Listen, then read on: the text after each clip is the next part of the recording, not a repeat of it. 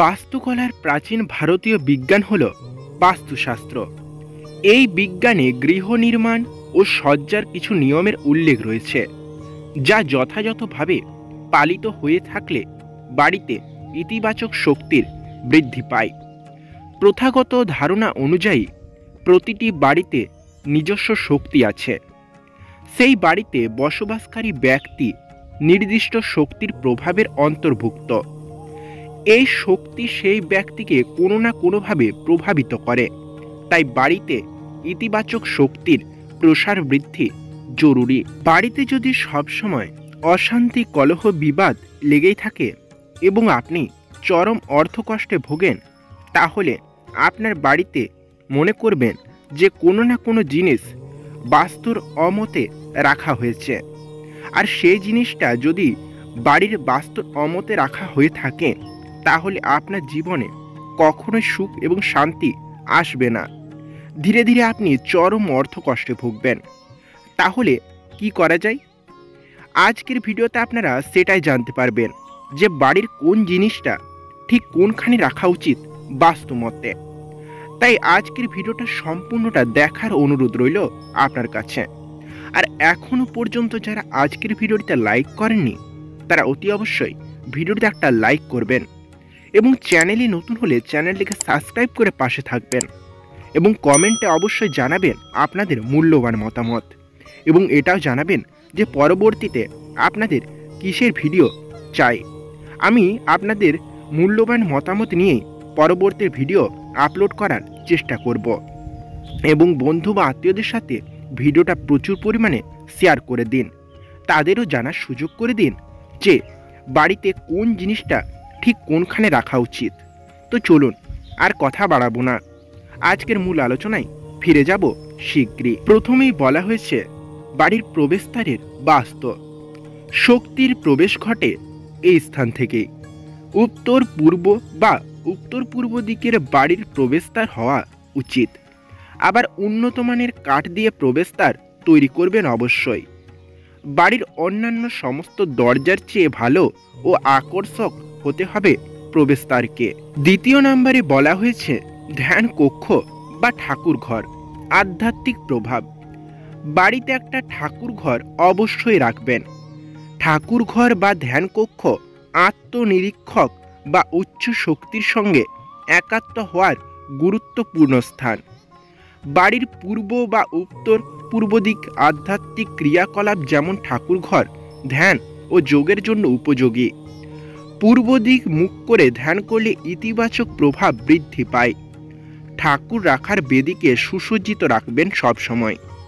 এই কক্ষের রং সবসময় হবে সাদা, বেজ, হালকা হলুদ বা সবুজ। তৃতীয় নম্বরে আপনাদের জানাবো বৈঠকখানার বাস্তু।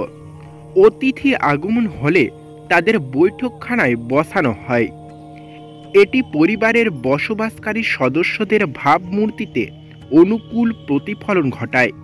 তাই বৈঠকখানায় যাতে কোনো রকম অবস্থান না থাকে সেদিকে লক্ষ্য রাখবেন। পূর্ব, উত্তর বা উত্তর পূর্ব দিকে বৈঠকখানার মুখ হওয়া উচিত। আবার উত্তর পশ্চিমের বৈঠকখানাও অনুকূল। লিভিং রুমের পশ্চিম বা দক্ষিণ পশ্চিম দিকে ভারী আসবাব রাখবেন। অন্যদিকে ইলেকট্রনিক্স উপকরণ থাকবে বৈঠকখানার। দক্ষিণ পূর্ব দিকে এই কক্ষে আয়না লাগাতে হলে তা উত্তর দিকে দেওয়ালে লাগাবেন। বাদবাকি অন্য কোনো জায়গায় আয়না লাগানো একেবারেই উচিত নয়। এবার আমরা জানব বাড়ির আঙিনা বা উঠোনের বাস্তু। বাড়ির ব্রহ্মস্থানকে সবচেয়ে পবিত্র ও শক্তিশালী অংশ বলে মনে করা হয়। বাড়ির এই অংশ নোংরা, দাগহীন ও অব্যবস্থা মুক্ত হওয়া উচিত।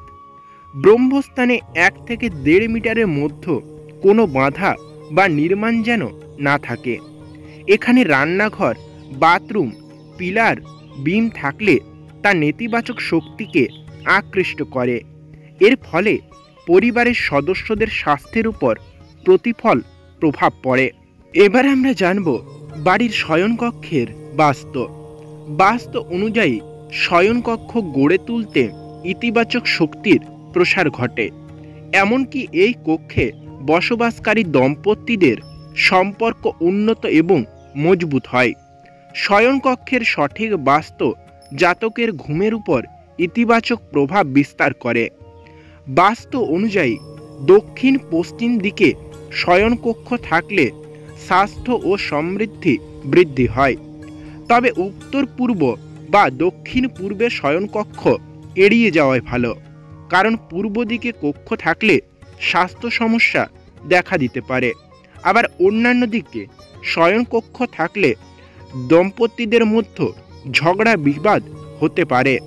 শয়নকক্ষের দক্ষিণ পশ্চিম দিকে বিছানা রাখুন। পশ্চিম দিকে মাথা রেখে ঘুমাবেন অবশ্যই। বিছানার সামনে আয়না বা টেলিভিশন রাখবেন না।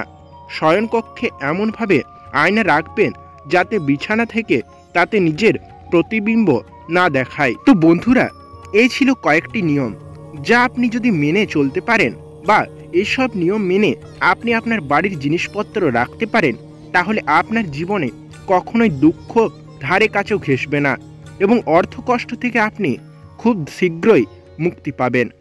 তো বন্ধুরা, আজকের ভিডিওটা এই পর্যন্তই। ফিরে আসছি আর একটা নতুন কোনো ভিডিওর সাথে। ততক্ষণের জন্য ভালো থাকবেন, সুস্থ থাকবেন, দেখতে থাকবেন আজকের কথা। নমস্কার।